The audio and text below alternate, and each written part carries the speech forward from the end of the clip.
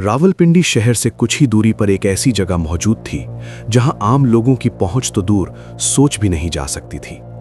बाहर से ये इलाका शांत लगता था, लेकिन भीतर हर पल डर और निगरानी सांस ले रही थी। यहां दीवारें सिर्फ ईंट और सीमेंट की नहीं थीं, बल्कि शक, सख्ती और दुश्मनी से बनी थीं। इस जगह का नाम था Rawalpindi prisoner of war camp, यानी रावलपिंडी POW कैंप।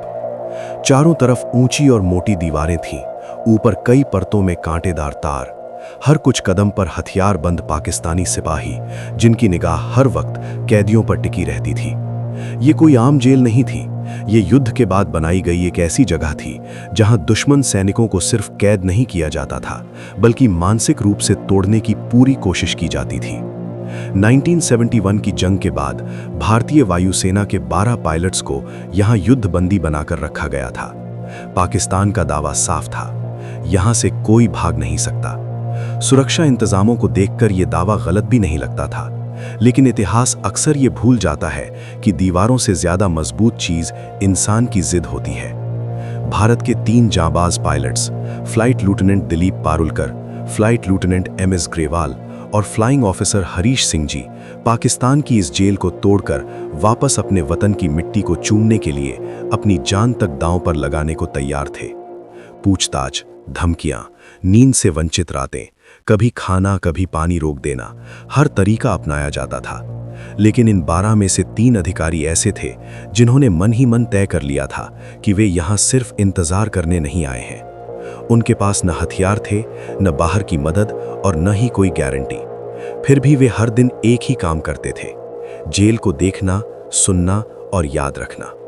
गार्ड कब बदलते हैं, कौन सा रास्ता कम इस्तेमाल होता है और किस समय पूरे कैंप में सन्नाटा ज्यादा देर टिकता है। वे भागने की योजना नहीं बना रहे थे, वे पहले इस जेल को समझ रहे थे। दिन हफ्तों में बदले, हफ्ते महीनों में, और बाहर की दुनिया को लगने लगा कि ये पायलट अब बस अदला बदली का इंतजार कर रहे हैं। लेकिन उनके दिमाग में एक नक्शा बन चुका था, कागज पर नहीं, याददाश्त में। इस पूरे कैंप में एक जगह सबसे अहम थी, सेल नंबर 4, बाउंड्री वॉल के सबसे करीब। गार्ड्स की आवाजाही यहां कम थी और इसकी दीवार करीब 18 इंच मोटी। सेल नंबर 4 की दीवार मोटी ईंट और कमजोर प्लास्टर की कई परतों से बनी थी। यही एक छोटी सी कमजोरी थी जिसे कैदियों ने सबसे पहले पहचाना। उन्हें कोई हथियार नहीं मिला था, लेकिन रोजमर्रा की चीजें ही उनके औजार बन गईं। एक पुरानी कैंची और एक स्क्रू ड्राइवर जो मेंटेनेंस के दौरान छुपा कर रख लिए गए थे। दिन में दीवार को छुआ भी नहीं जाता था, काम सिर्फ रात को होता था, जब गार्ड्स की मूवमेंट कम हो जाती थी। सिजर्स से दीवार को धीरे धीरे काटा जाता और स्क्रू ड्राइवर से ईंटों के जोड़ ढीले किए जाते। जो मिट्टी और मलबा निकलता उसे तुरंत गायब कर दिया जाता। कुछ टॉयलेट में बहा दिया जाता, कुछ कपड़ों में भरकर रोजमर्रा की सफाई के साथ बाहर फेंक दिया जाता और कुछ वापस दीवार की दरारों में भर दिया जाता, ताकि सुबह इंस्पेक्शन में कुछ भी नया न दिखे। खुदाई के बाद दीवार को गीले कपड़े से रगड़कर स्मूथ किया जाता और ऊपर से धूल लगा दी जाती, ताकि रंग और टेक्सचर बाकी दीवार जैसा ही लगे। महीनों की इस खामोश मेहनत के बाद उस रात आखिरी ईंट भी हिल गई। एक संकरा रास्ता बना, इतना छोटा कि सिर्फ एक इंसान रेंग कर निकल सके। लेकिन वही रास्ता रावलपिंडी POW कैंप की हार बन गया। और फिर आई वो रात, 13 अगस्त 1972। आसमान में काले बादल थे, तेज हवा और बारिश ने पूरे इलाके को शोर से भर दिया था। अगले दिन पाकिस्तान का इंडिपेंडेंस डे था, इसलिए कैंप में लापरवाही भी थी और थकान भी। और इसी अंधेरे, इसी शोर और इसी लापरवाही के बीच इस जेल की कहानी बदलने वाली थी। एक ऐसी रात जिसके बाद रावलपिंडी POW कैंप सिर्फ एक जेल नहीं, बल्कि पाकिस्तान की सबसे शर्मनाक यादों में से एक बनने वाला था। रात गहरी हो चुकी थी, गार्ड सुस्त थे, लाइट्स कम थीं और वही पल था जिसका वे महीनों से इंतजार कर रहे थे। एक एक करके वे बाहर निकले, बिना आवाज, बिना हड़बड़ी। कांटेदार तार सामने थे, हाथ जख्मी हुए, कपड़े फटे, लेकिन कोई रुका नहीं। एक पल ऐसा आया जब गार्ड की परछाई बिल्कुल पास से गुजरी। दिल की धड़कन तेज थी, लेकिन किस्मत उस रात उनके साथ थी। दीवार पार करते ही उन्हें पहली बार लगा कि रावलपिंडी POW कैंप पीछे छूट रहा है। जेल से बाहर निकलने के बाद उनकी मंजिल भारत नहीं थी, सीधे इंडिया जाना मुमकिन नहीं था।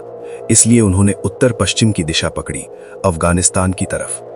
तोरखम बॉर्डर से कुछ ही किलोमीटर पहले लंडी कोतल में उनकी पहचान पर शक हुआ। अफगानिस्तान पहुंचने से पहले ही तीनों भारतीय पायलट पकड़े गए। उन्हें वापस पाकिस्तान के हवाले कर दिया गया और फिर से रावलपिंडी POW कैंप लाया गया। सेल नंबर 4 की टूटी दीवार अब पाकिस्तान की सबसे बड़ी बेइज्जती बन चुकी थी। तीनों को 30 दिन की सॉलिटरी कन्फाइनमेंट दी गई और बाद में उन्हें बाकी भारतीय युद्धबंदियों के साथ दूसरी जेल में शिफ्ट कर दिया गया। अब कहानी भागने की नहीं, सरकारों के फैसले की थी। 1972 के अंत में भारत पाकिस्तान के बीच POW एक्सचेंज पर सहमति हुई और दिसंबर में सभी भारतीय युद्धबंदियों की रिहाई का ऐलान हुआ। वाघा बॉर्डर पर जब उन्होंने भारत की मिट्टी पर कदम रखा तो ये एक कैदी की वापसी नहीं थी, बल्कि एक सैनिक की सम्मान के साथ घर वापसी थी। रावलपिंडी POW कैंप की दीवारें आज भी मौजूद हैं, मोटी, ऊंची और खामोश। लेकिन जिस सुराख ने एक रात पाकिस्तान की सबसे सुरक्षित जेल को चुनौती दी थी, उसे बहुत पहले भर दिया गया। क्योंकि कुछ निशान दीवारों पर नहीं छोड़े जाते, उन्हें इतिहास से मिटाने की कोशिश की जाती है।